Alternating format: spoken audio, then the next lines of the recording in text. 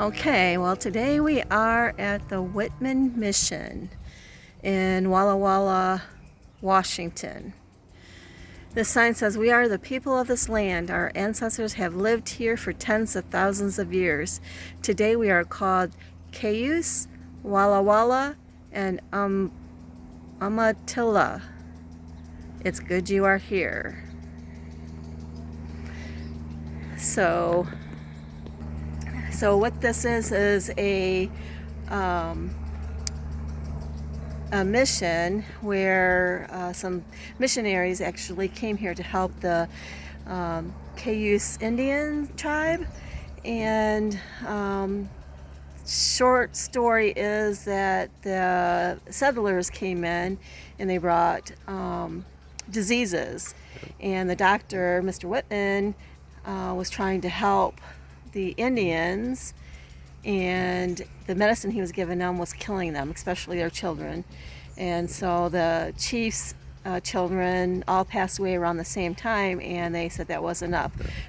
So there was a big massacre of all the settlers. The missionaries, the doctor here, and they said they were with the Presbyterian Church. Oh, okay. Yep. I didn't read that. Yeah. All right, well, let's go check it out. Let's go learn about this.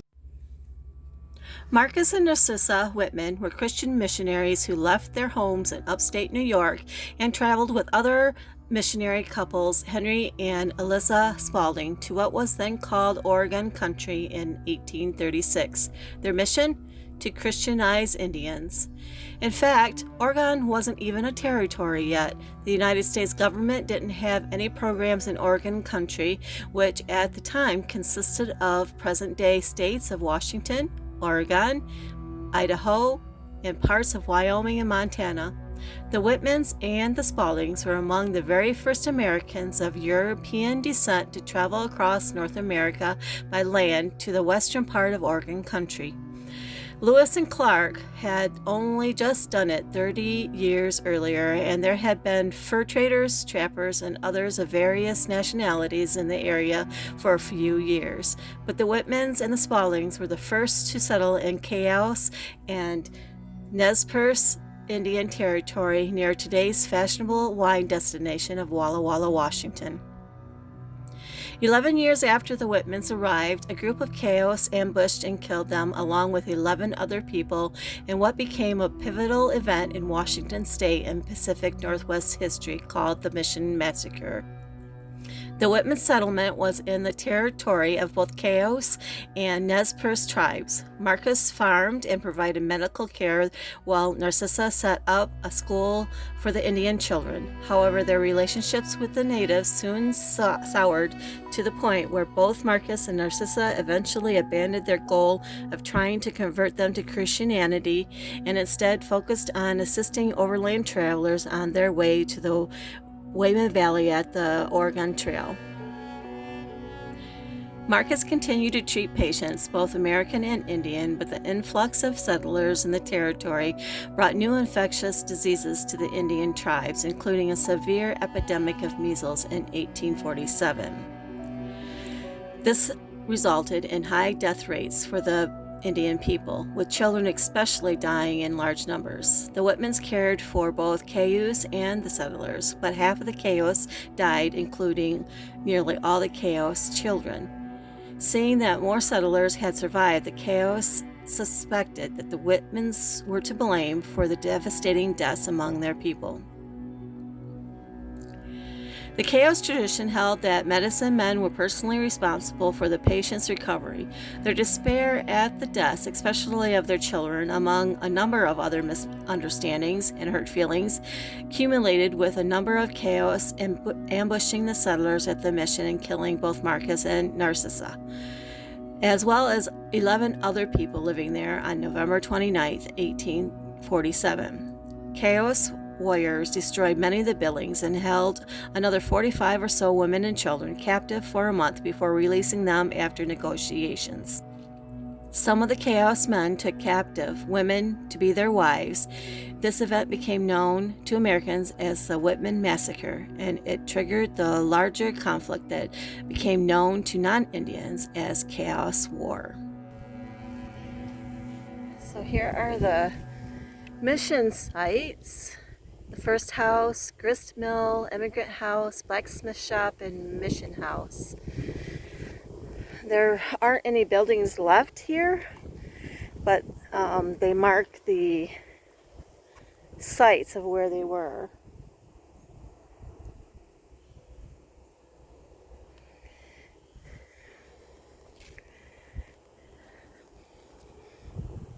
So I'm guessing that right in here was a little house, maybe?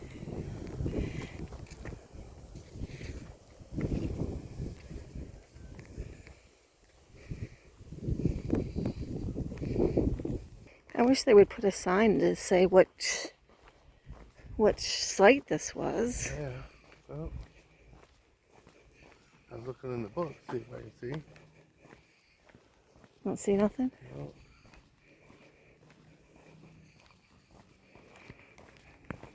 Maybe this will say something.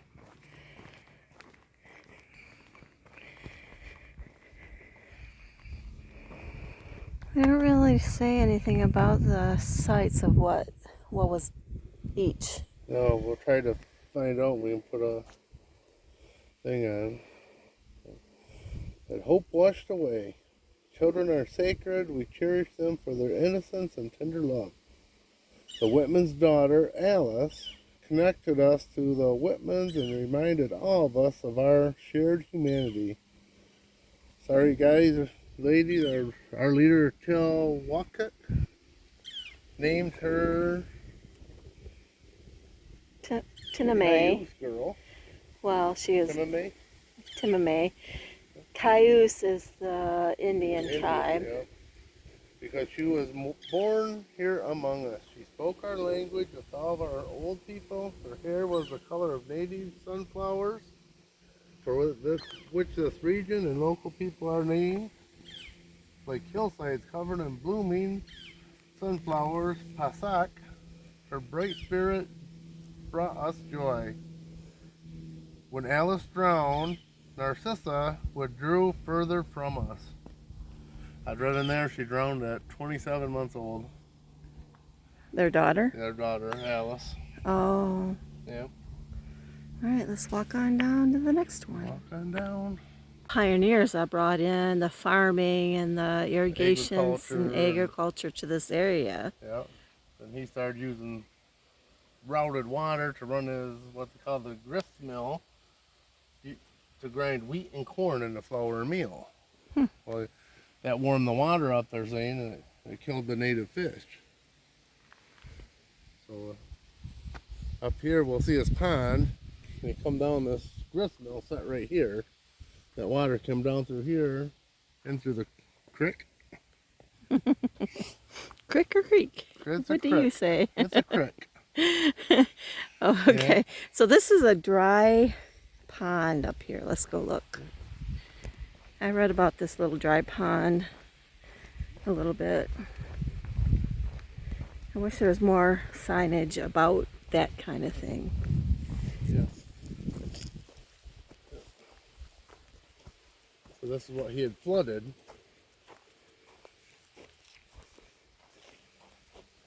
For his irrigation.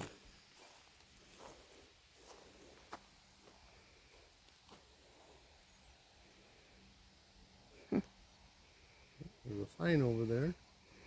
It's closed. Closed. Okay, let's go on to the next. Wander on. Okay, next sign. So death or survival.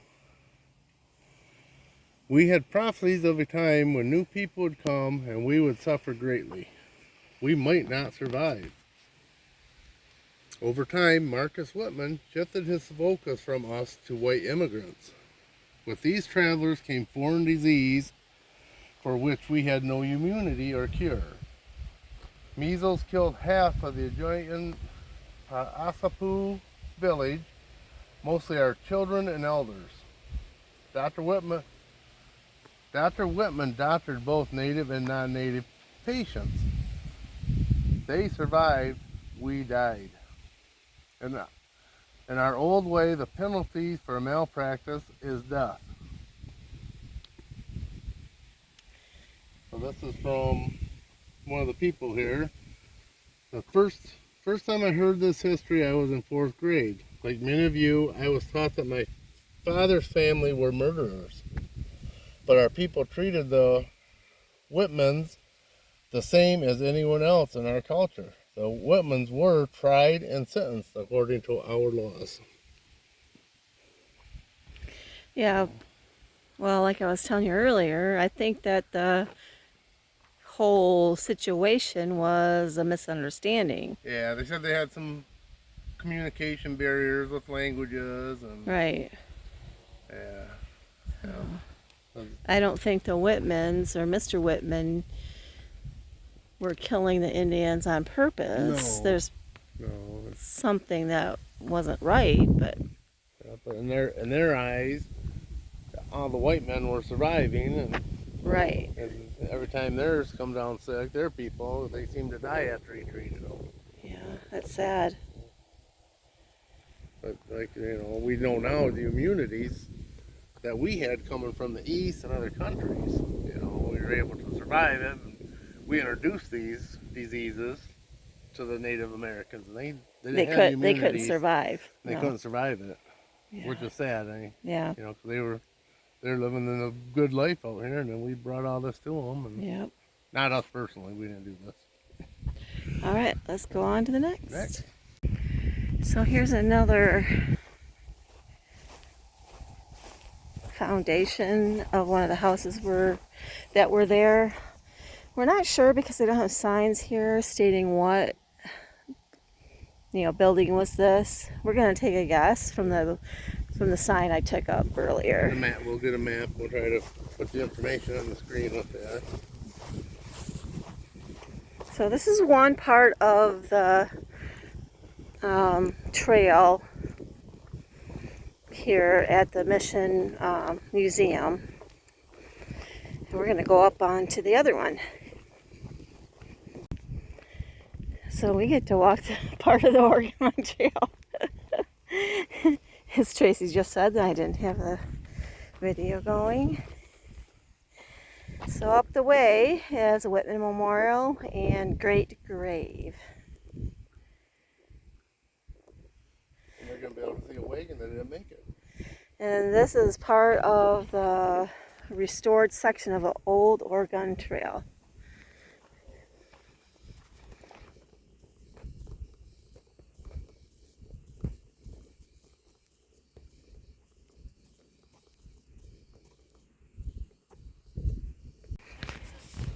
Okay, we're walking part of the Oregon Trail. Yeah.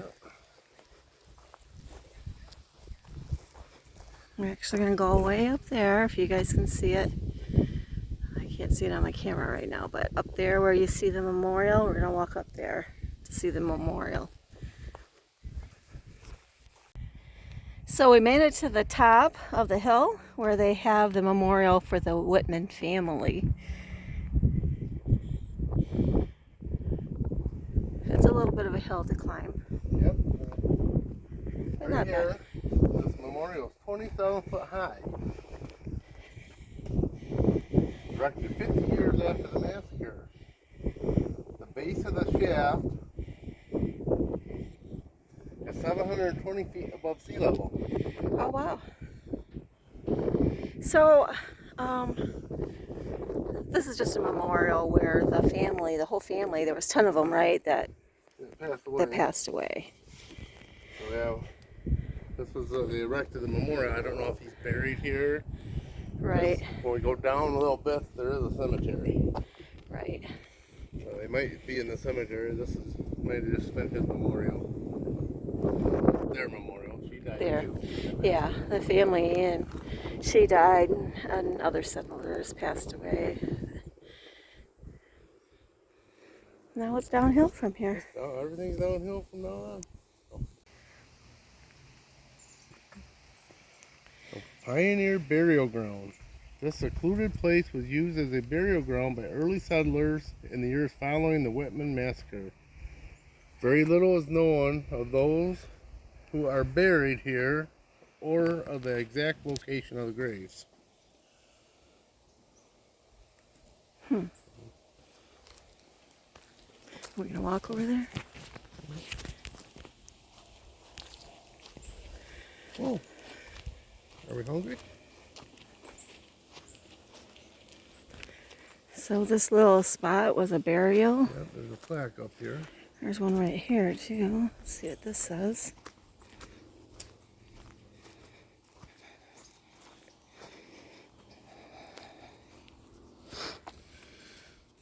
Julia.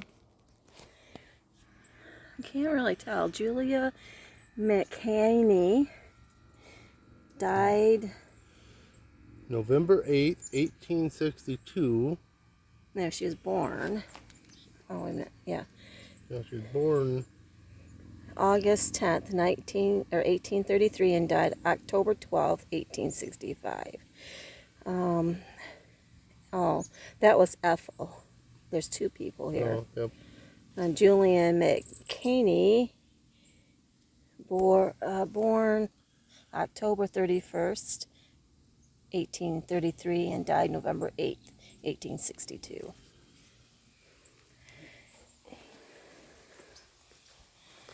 Let's see what this says.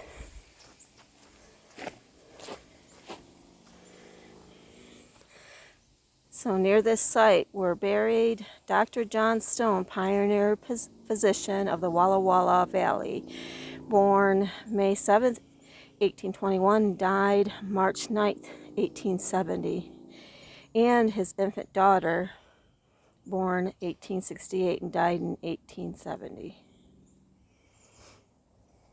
And I'm sure many others, as they say. Yeah, they don't know the exact location, but so this was their cemetery. Yeah. We'll go up and that's, I think, There's some more. Alice's memorial. Yeah, there's another memorial up there. Let's go see what that is. So, shared history. You'll find no monuments to our native ancestors here. Their voices echo still on this land. For a long time, our story was untold. It is still hard to feel welcome here. Having our voices, our stories, our knowledge here allows us to move forward together. Yep. Our ancestors paid a big price because of those events in 1847. What happened then wasn't spoken by previous generations. It is today a good place to come to feel differently about the past and pray. Let's see what this says. The Great Grave. Whoa, that is a big grave. Well, this isn't Elise's. The time has dimmed. The inscriptions on the cornerstone of the Great Grave, reproduced here as a copy of the inscription from the original registry. So this is, I guess, their grave, their grave site. Yep, after the massacre. So we had Marcus Whitman, Narcissa Whitman, Andrew Rogers, James Young, Lucien Saunders, Nathan Kimball, Crockett A. Bealey, Isaac Gillen, John Seeger, Francis Seeger, Jacob Hoffman, Marsh, Amos Sales, and Jacob D. Hall. That's the one that died, the white men that died during the massacre. And the massacre was near this spot. It was, well, What happened? The homestead. At the homestead. At the main house. Yeah. And that was in between November 29th and the 30th in 1847 is when that happened. Yeah. You still see the names inscribed on the headstone.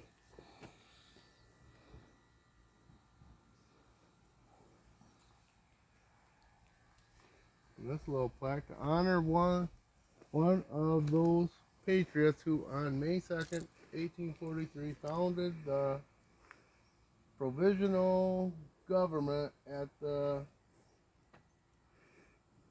something Oregon.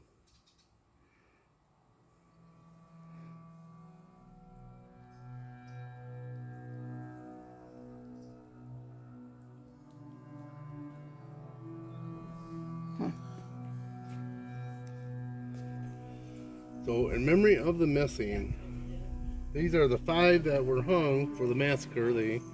Basically the tribe made them surrender. 5 of our elders are buried far from here in unknown and unmarked graves. They were hung for the murder of Marcus Whitman. We do not know if these elders were guilty. The Cayuse, who killed the 13 foreigners, did so to kill the disease that was killing us. Yeah, it's sad that they took the fall, and they actually took the fall to save their tribe. They didn't know if it was them, but they were elders, and in their council meeting, they decided that 5 of them needed to turn themselves in, and they thought they'd get a sentence, but they were sentenced and hung. It's sad. And weren't turned back over. That's, in Indian culture, your bodies need to be turned back over to your tribe. Yeah. And these were not.